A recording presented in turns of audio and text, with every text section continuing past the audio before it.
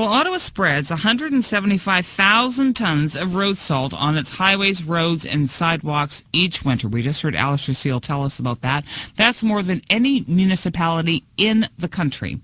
And, of course, it makes walking and driving in the city safer. But according to Health Canada, it's not safe for the environment, and an Ottawa entrepreneur wants the city to try an alternative that he's developed. But he says he's been hitting roadblocks.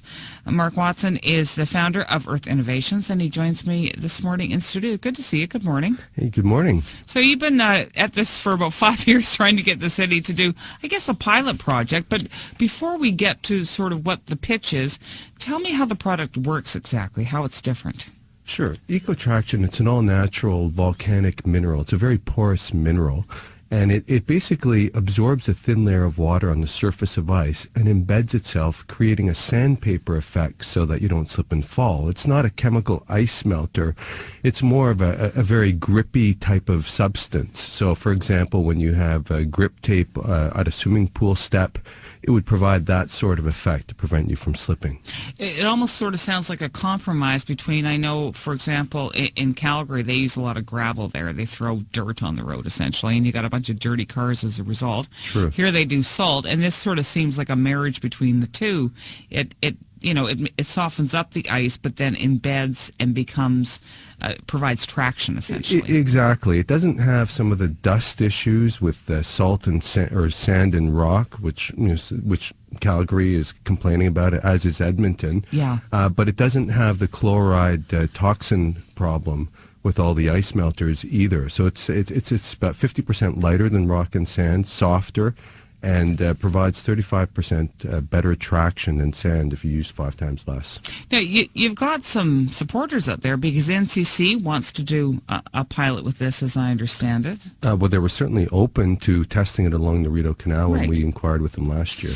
And the Canadian Federation of Municipalities is interested in this as well. Is that right? Well, they have a grant program that we applied for, and they were very open and receptive, and they thought that, from the people we talked to, that this would definitely pass. It was structured in such a way that there'd be upwards of $300,000 available for the City of Ottawa to test a sustainable product such as EcoTraction. It just required the city's consent to move forward. So the Federation was supportive of the City of Ottawa doing a pilot. Yeah, Okay. They just so I've got this straight, they're not suggesting that you do pilots at municipalities across the country, but they would support and provide funding if Ottawa decided to do a pilot with this. Is that right? They have an application process, a 2-phase application process. The first phase is the city interested in doing this trial? Mm-hmm. And phase 2, what are the details?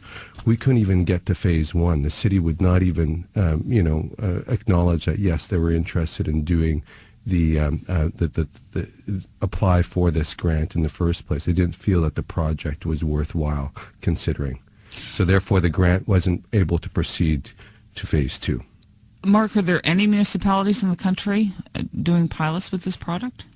Currently, there's, as far as we know, there's about a dozen municipalities that have tried it at various levels. Mm-hmm. In the States, we have City of Chicago that is using it in their parks.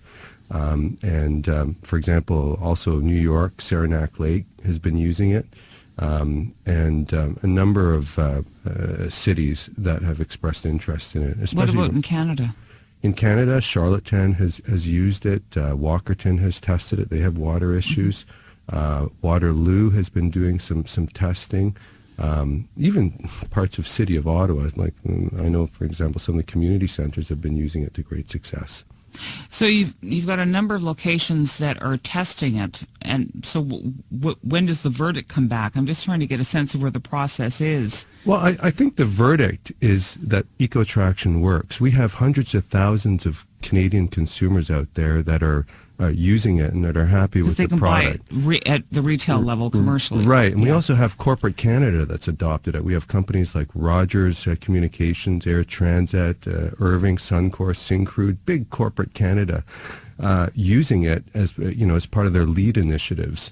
It's just municipal governments that aren't sort of recognizing that, hey, this is a viable alternative. And they're the ones that stand the most to benefit from it because they're the by far the largest users of salt in the country.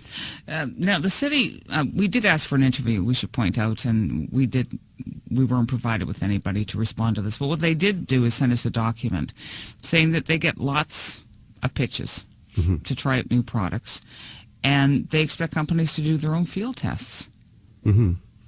Well, I mean, we did, with the National Research Council, we did some testing, which again proved positive.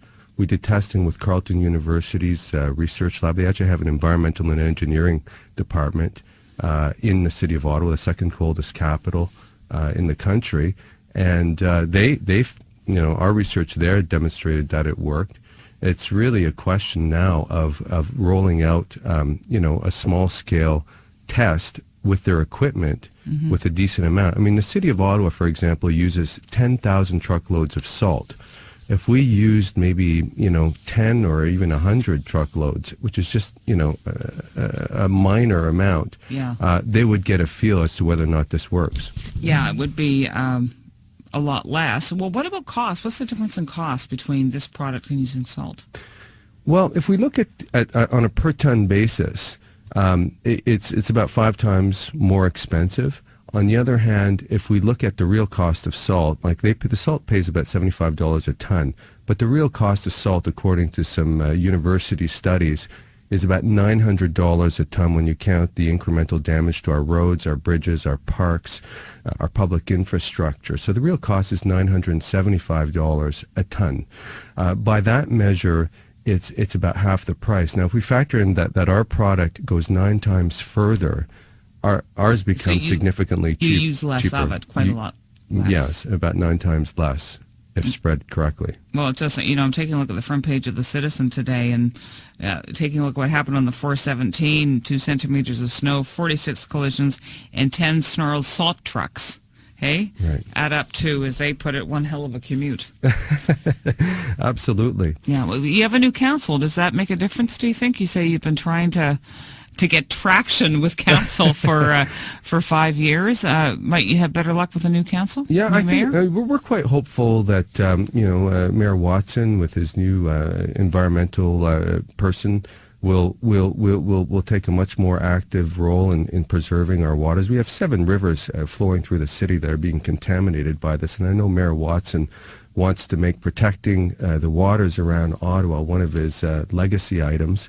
So I'm hoping, it will be more than words, and they will put this into action, because this is a viable alternative, especially for eco-sensitive areas like near our rivers, our parks, our historic buildings. And what about your councillor? Well, I'm going to be meeting with Mr. Eli Chantiri this week, and I'm hoping that he will be supportive of it, especially around the eco-sensitive areas like the Rideau Canal. I'm hoping he'll support a trial, and we'd also like him to support things like having the Ottawa Police carry this product in their cruisers, and maybe OC Transpo use it on their buses for when the passengers are getting on the buses. Ultimately, there's about $160 million in savings a year to be realized in public infrastructure damage. That money could be used so much better elsewhere in the city. Okay, we're going to have to leave it there. Really interesting, though, Mark. Keep us informed on how this proceeds. Well, thank you very much. Thanks for your interest. That's Mark Watson, founder of Earth Innovations and Development of EcoTraction.